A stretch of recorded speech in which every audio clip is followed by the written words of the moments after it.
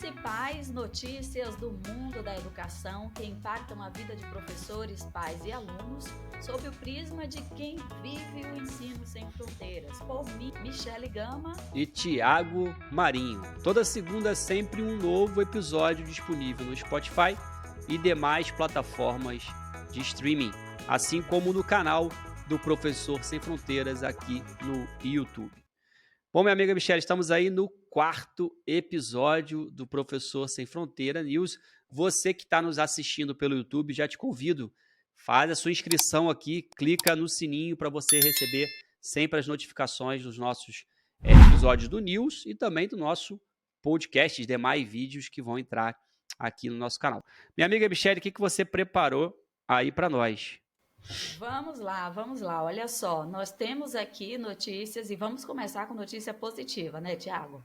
Vamos começar com notícia Isso daí. positiva, porque hoje a gente vai falar aqui de futebol também. Parece que não tem nada a ver com educação, com criação de filhos, mas o Vinícius Júnior vai entrar aqui no nosso tema de discussão hoje. E essa primeira notícia eu deixo com você, porque é uma notícia boa. Isso daí. Após 22 dias parados, né, os professores do Distrito Federal decidem encerrar finalmente a greve. A gente já trouxe essa notícia aqui em episódios anteriores, né, a respeito da greve que está acontecendo, não só que acontecia, né, lá no Distrito Federal, mas não só lá no Espírito Santo e que está acontecendo aqui no Rio de Janeiro. No final aqui do meu comentário já vou falar como é que está a situação, mas lá no Distrito Federal, né, eles estavam aí já parados por 22 dias e essa semana, finalmente, os professores resolveram encerrar a greve. Tá? Eles voltaram à aula exatamente no dia que a gente está gravando aqui esse episódio, sexta-feira, dia 26 de maio, eles voltaram aí às aulas, né, e os professores estavam cobrando a reestruturação da carreira, correção de remuneração, melhores condições de trabalho e incorporação de gratificação aos salários dos servidores. Então, eles estavam pedindo não só para eles, né, professores, docentes, como também ao pessoal da área administrativa. Importante dizer que, na rodada de negociações, o órgão executivo local ofereceu novamente a incorporação da gratificação de atividade pedagógica, né, o GAPED, a remuneração de profissionais da ativa, aposentados e pensionistas. Esse benefício iria ser pago em 6 parcelas, até 2026, porém eles conseguiram, né, que já começasse a ser pago a partir desse segundo semestre e até então ia começar a ser pago só em 2024. Isso vai gerar um impacto aí de 600 milhões aos cofres públicos, mas, minha amiga Michele, isso é muito, muito menos do que os nossos amados senadores e deputados custam para a gente, né? Então, muito, muito justo que os nossos professores lá do Distrito Federal recebam aí esse aumento, né, de 18% lá, que é essa gratificação. E a gente tem que lembrar que essa greve não foi fácil, né? No dia 7 de maio, a própria Justiça lá do Distrito Federal, ela considerou a greve como abusiva, né? Teve a questão lá de aplicação de multa, então foi uma queda de braço para conseguir, de fato, o que é de direito deles, né? A gente sabe que tem não só os professores, mas tem algumas categorias aí do serviço público que estão com seus salários congelados há muito tempo. Enquanto a gente sabe que o pessoal do colarinho branco, eles mesmos, eles mesmos escolhem o aumento e aprovam o aumento deles. Então, super justo que os professores do Distrito Federal conseguiram esse resultado e isso é um ponto a favor, né? Porque a greve é algo constitucional e a gente está tendo uma situação parecida aqui no Rio de Janeiro, como a gente já comentou, né? Os professores estão em greve desde quarta-feira, dia 17 de maio. Essa greve permanece. Parece que já teve alguma negociação com o governador Cláudio Castro, mas ainda não chegaram num denominador comum. Então, professores e funcionários administrativos das escolas estaduais do Rio de Janeiro continuam em greve e o Professor Sem Fronteiras está de olho aí, sempre, evidentemente, ao lado dos professores, né, dos docentes, sempre procurando defender o direito dessa turma fundamental para a educação e o avanço do Brasil. Mas é isso aí, minha amiga Michele. Você tem algum comentário a fazer ou já podemos passar para a nossa próxima notícia? Vamos para a próxima. E nós temos aqui um caso, eu disse para vocês lá na introdução do nosso news, desse episódio 4, que esse caso aí que acometeu o jogador Vinícius Júnior, ele iria entrar na nossa pauta e é sobre isso que eu vou falar agora. A filosofia também faz parte do nosso news. Veja bem, para quem está por fora, eu sei que o professor não tem tempo mesmo de acompanhar as notícias e por isso também que a gente está por aqui, né, Thiago? Isso aí. Acontecido com o jogador Vinícius Júnior lá na Espanha, onde ele já está há um tempo. É só para contextualizar, esse jogador ele foi revelado pelo Flamengo, time aqui do nosso Rio. Ele saiu daqui, se não me falha a memória, com 18 anos e foi vendido aí, acho que por 40 milhões, alguma coisa do tipo. Bem, o que aconteceu foi que numa partida entre Real Madrid e Valência, a torcida do outro time começou a torcida, gente, olha só, quando eu falo torcida, entenda que é um estádio inteiro chamando ali o jogador de macaco, macaco, macaco, e ali entra o jogador se exaltou, foi apontando para um e para outro e tal. A partida continuou, tá? Não quero entrar aqui nas leis do futebol, apesar de entender um pouco, mas o que isso tem a ver com os professores? Bem, a gente está falando aqui de um jogador que tem o seu contrato aí de, sei lá, 600 milhões. Isso eu estou falando em reais, porque se a gente for colocar em euros lá. E um jogador que está numa situação que eu percebo, bem, com dígitos bem diferentes e com um potencial aqui, eu diria, uma proporção muito diferente. Ele está numa condição que muitos professores estão hoje. Repito, telespectadores e ouvintes, numa quantidade de dígitos bem diferente e numa proporção diferente. Mas a situação, a dor é a mesma. Que dor é essa? A partir do momento que o jogador ele se sentiu, ele viu, né? Não é a primeira vez que isso acontece lá no país. Desde 2021, quando ele foi para lá, isso já acontece, ele já relatou isso.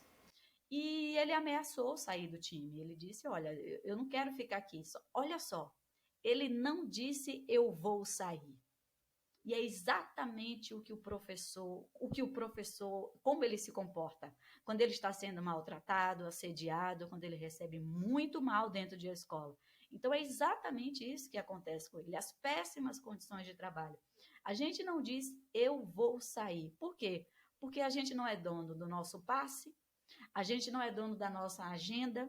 Então, olha só, gente, eu repito aqui, uma situação que parece ser apenas um ato de racismo, que já é muitíssimo grave, mas isso me chamou a atenção exatamente por conta dos dígitos que são diferentes, né? Dígitos do professor, que está na minha conta hoje, dígito que está na conta de quem está nos ouvindo agora.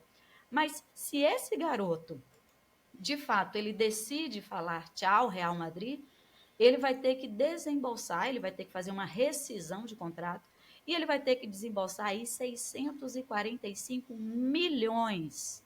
Ou seja, quem vai arcar com isso? Bem, ele pode ter esse dinheiro, tá? Mas aí precisa que um outro time entre. Então veja que a situação, pessoal, repito, com dígitos diferentes, com proporções diferentes, mas a dor é a mesma. Você que está ouvindo a gente agora, que está sofrendo algum tipo de assédio no seu ambiente de trabalho, na sua escola de idiomas, na escola pública, escola particular, você sabe que está ganhando muito aquém do que merece, mas nesse momento você não pode dizer simplesmente tchau, escola.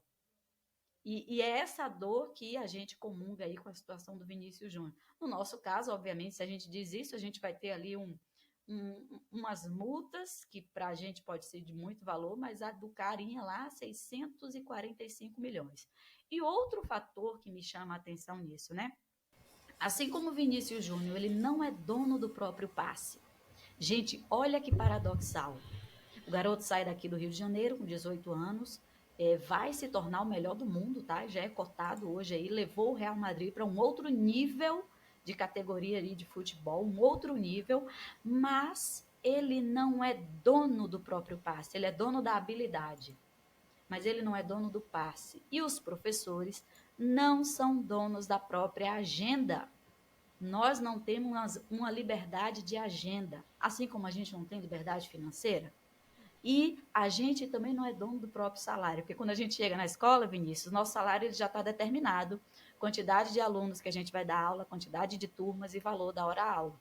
Ou seja, assim como o Vinícius Júnior ele é dono somente da habilidade, nós somos donos só do conhecimento.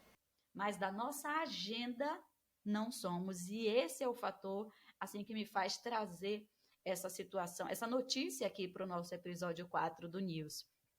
Fato é, não importa o quanto você ganha, se você não for dono do próprio passe, da própria agenda, amados professores que estão nos vendo e nos escutando agora, se você não for dono do próprio passe, se você não for dono da sua própria agenda, uma hora ou outra, você vai sentir a dor de ser um mero funcionário, hein, Tiago? Total, total. Você falando aqui, como você bem colocou, devido às proporções, né? A multa que o Vinícius tem que pagar aí é absurda, provavelmente ele tem esse valor, mas a gente pode considerar que ele não tem a tal liberdade financeira, né? Apesar de ele ser um homem provavelmente rico, mas ele depende exclusivamente daquela fonte, daquele time, né? A mesma realidade é o que vive os professores. Você não tem liberdade pedagógica, você não tem liberdade financeira, você não tem liberdade de tempo, você vive exclusivamente do que você recebe hoje das escolas onde você leciona. E isso é muito ruim, né? Mas a gente vai ter uma solução para isso, né, Michel? Deixa você concluir aí. Graças a Deus, A gente graças a a gente tem uma Deus. proposta bem legal para os professores. Graças a Deus, já que a gente falou aqui dessa liberdade de ser dono do conhecimento do próprio passe, o lema do Professor Sem Fronteiras é que esse professor, ele de fato não tenha fronteiras, que ele visualize os alunos que estão ao redor do mundo e que ele seja dono e que ele comece a desfrutar das 4 liberdades. E por isso a gente vai fazer agora um convite para que vocês participem do workshop professor.com. Mande ver, Tiago. Isso daí, pessoal. No workshop professor.com, nós descomplicamos o caminho para você construir sua presença digital com foco na construção das 4 liberdades do professor sem fronteiras, seja com aulas particulares para poucos alunos e muito lucro, ou com produtos digitais. E detalhes sobre esse evento, mais detalhes, informações, vocês vão encontrar aqui abaixo na descrição desse episódio. Pessoal, vale muitíssimo a pena, haja vista aí tudo que a gente falou sobre o Vinícius Júnior. Então, a gente continua aqui com as nossas notícias, não é mesmo, Tiago?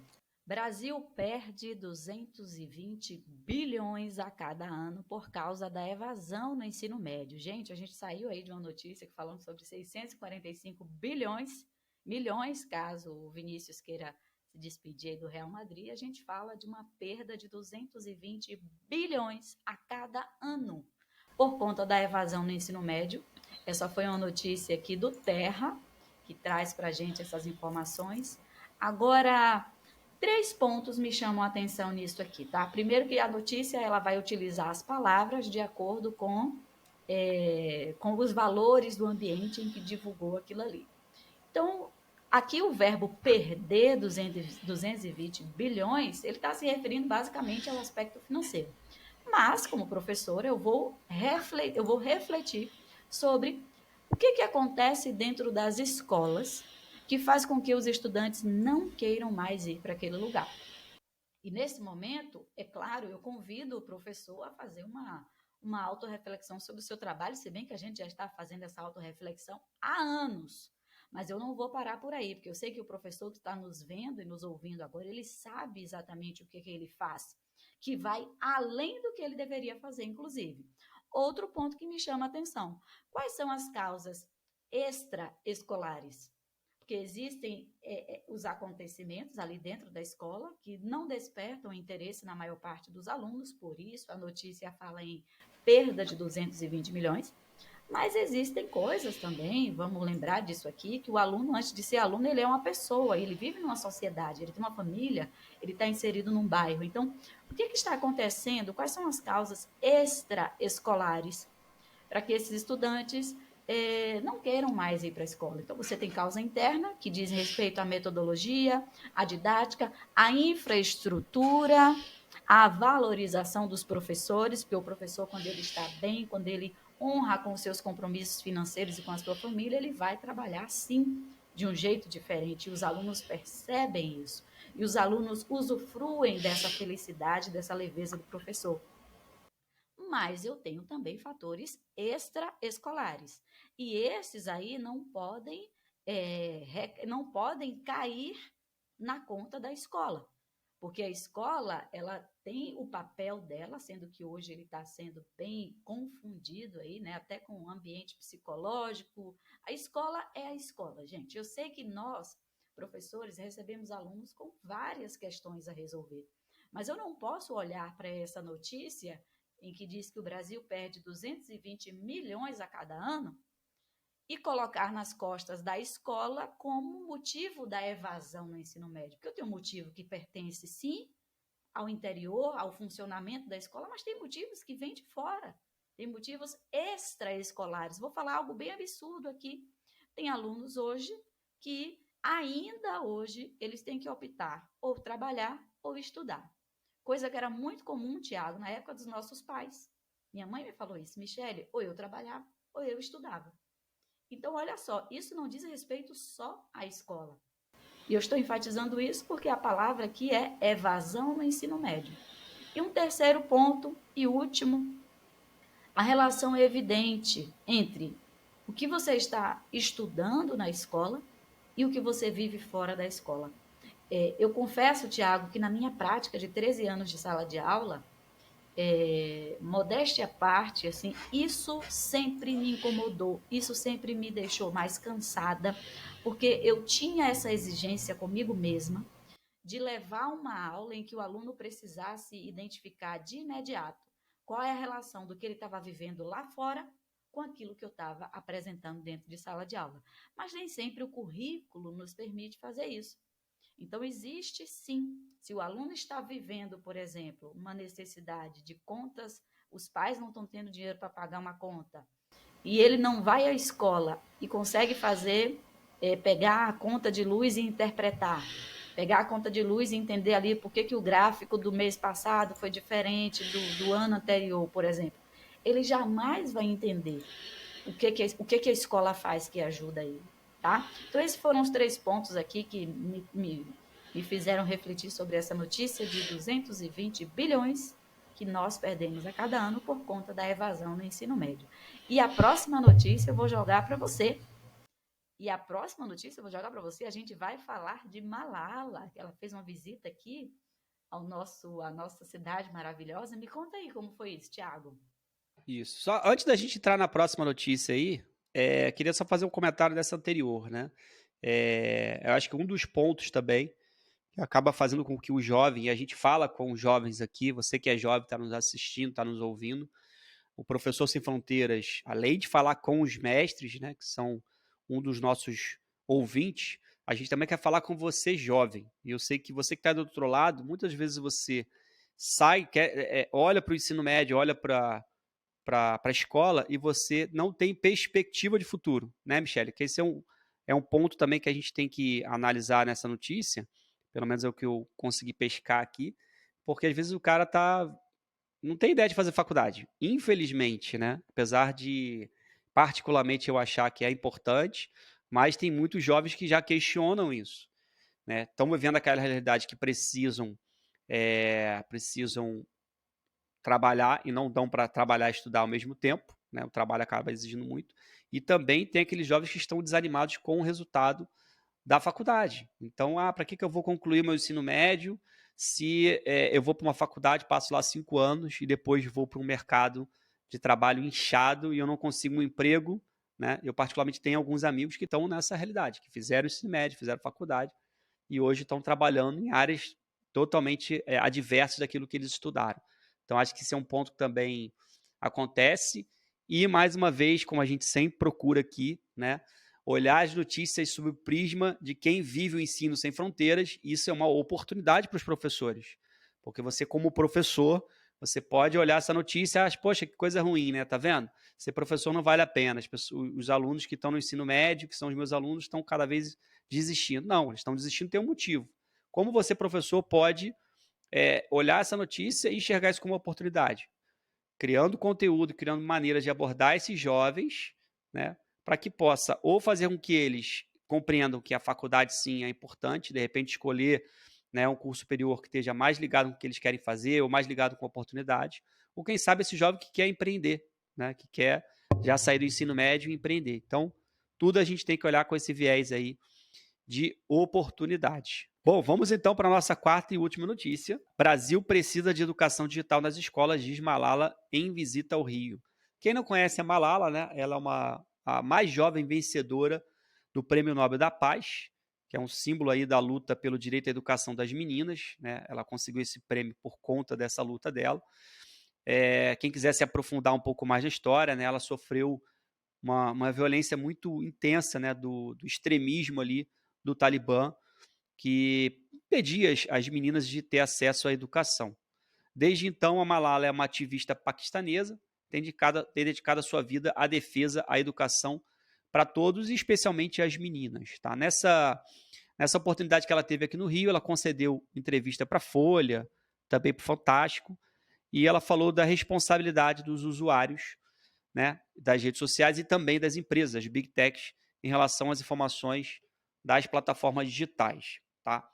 Ela vai falar algumas coisas sobre educação, mas ainda sobre esse aspecto aí das Big Techs, redes sociais, né? A gente está vivendo um momento aí da PL da fake news, que é algo, na minha visão, bem complicado, né? É algo que não concordo como está sendo colocado, porque mais traz o poder para o governo, para o Estado definir o que é verdadeiro, o que é falso. E tira de nós, usuários, tira de nós, cidadãos, a possibilidade de você ter o seu próprio senso crítico de julgar se aquilo é certo, se aquilo é errado, se aquilo é verdadeiro ou não, e confere isso a um único órgão, né?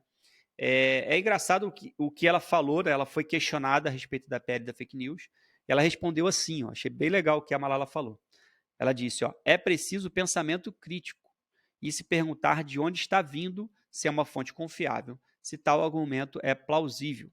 Todos estão vulneráveis, mas quanto mais nos tornamos conscientes, mais preparados estaremos para encarar a desinformação. Então, eu compactuo aí com a resposta dela. É preciso que as pessoas tenham pensamento crítico.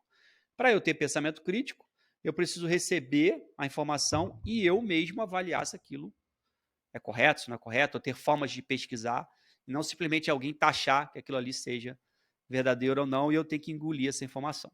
Mas, vindo agora para a questão da educação, né, ela trouxe uma outra fala também na entrevista, que ela disse o seguinte, ó, é preciso inserir educação digital nos currículos escolares para ensinar as pessoas sobre o funcionamento da tecnologia, das plataformas e dos algoritmos. Super concordamos com você, né, Malala? Acho que é fundamental isso aí. É claro que a gente tem alguns passos antes, né, Michele? Do que a inclusão de tecnologia, de educação digital. Acho que o Brasil está atrasado em coisas básicas, como a gente já trouxe aqui em outros news, a respeito de leitura. Né? A gente trouxe uma pesquisa aqui que boa parte dos jovens não consegue nem ler direito. Então, eu ainda volto naquela minha opinião, fazer o feijão com arroz direitinho, para depois se preocupar com coisas como educação digital, que já deveríamos ter isso, né, em todas as escolas, mas não é a nossa realidade. O que você pensa aí, Michele, sobre essa questão, sobre essas falas aí da Malala? Sim, sim. Eu li essa notícia também, e é claro, Tiago, que quem está de longe, é por isso que a gente tem aqui sob o prisma de quem vive o ensino sem fronteiras, né? Michele, Tiago, quem está de longe, que é o caso da Malala, não quer dizer que as falas delas serão equivocadas, mas ela vai ter um impacto muito mínimo com relação ao que é essencial para agora. Uma coisa é você ouvir a Malala, obviamente, e ela tem um peso quando ela vai dar uma entrevista para qualquer canal, mas outra coisa, e essa outra coisa é mais importante, é você ouvir o aluno que está vivendo aquilo ali. Então, se você ouve esse aluno, provavelmente ele não vai falar da educação digital. Ele vai falar da ausência de professores, ele vai falar de professor que às vezes tem que tirar do próprio bolso para comprar uma coisa ou outra. Ele vai falar de que a escola não tem merenda. Então, você entende que quando você pega alguém que está de longe, ela vai ter uma visão da situação. E aí, a solução, ela vai ter que partir de um desses dois lados. Se você parte da opinião que vem de longe, você vai colocar no currículo todas as matérias aí como é que ela fala? De educação digital. Importante, muito importante, muito importante. Mas Mais importante ainda é você oferecer o básico, tá? Tem alunos aí que estão indo para a escola. Essa semana eu vi uma matéria, um menino lindo, gente, lindo, mas assim, por dentro e por fora. E ele falava o quanto ele caminhava, tipo, 1 hora para ir para a escola e 1 hora para voltar. Então, quer dizer, esse é o básico que a gente tem que olhar agora, é o transporte escolar, que apesar de ser região interiorana, assim, essas realidades, elas ainda existem no nosso país. Enfatizo aqui, muito importante a educação digital, mas é muito importante também você garantir a língua portuguesa do jeito que ela tem que ser dentro das escolas, dentro da sala de aula, a matemática do jeito que ela tem que ser. E eu garanto, Tiago, a minha experiência de 13 anos me faz falar isso. Se você oferece essas duas matérias aqui do jeito que elas precisam ser, talvez você nem precise inserir ali a educação digital, porque essas duas, elas já suprem aquele senso crítico, aquele senso de receber uma notícia e dizer, calma lá, tem alguma coisa aqui que não está se encaixando, a conta não fecha. Então, eu concordo quando você diz, vamos oferecer o feijão com arroz, já que está faltando o feijão, está o arroz puro. Então, vamos fazer esse feijão com arroz bem feito, porque esse feijão com arroz bem feito, eu te garanto que os professores de português, de redação e de literatura, da área de letras, eles vão se sentir muito felizes se eles conseguirem fazer um ensino de literatura que inclua ali o comportamento digital, o ensino de interpretação de texto que inclua o comportamento digital. Vai ser felicidade para todos os lados, viu, meu amigo? E você que está nos ouvindo e está nos assistindo, o que você pensa sobre todas essas notícias que a gente acabou de trazer e comentar? A sua opinião aí do outro lado é fundamental para a gente, tá? Então comenta aqui embaixo. Se você gostou desse episódio, deixe seu like e compartilha. Ajuda a gente manter outros profissionais da educação, outros colegas aqui que admiram também, seguem nosso trabalho, informados, beleza? Então deixa aí seu like, compartilha.